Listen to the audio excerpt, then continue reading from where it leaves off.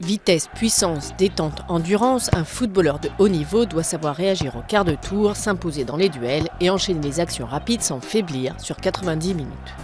Toujours plus rythmés, les matchs se déroulent dans des espaces de plus en plus verrouillés. Depuis les années 80, le nombre d'actions intenses, courses rapides, sprints courts, a quasiment doublé et la puissance musculaire des footballeurs a considérablement augmenté. Être grand et costaud est clairement un atout pour un gardien dont la taille moyenne dans les clubs européens frôle 1m90. Il couvre mieux ses buts et peut impressionner l'adversaire.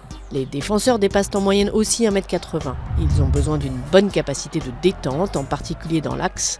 Les duels dans les airs sont déterminants dans leur surface. Les milieux sont les seuls dont la taille moyenne se situe sous 1m80. Il leur faut surtout une grande capacité d'endurance et de récupération. Ce sont eux qui parcourent les plus grandes distances en un match, plus de 11 km. Les milieux évoluant sur les côtés en particulier ont intérêt à avoir un cœur bien accroché pour pouvoir multiplier les courses à haute intensité dans les couloirs.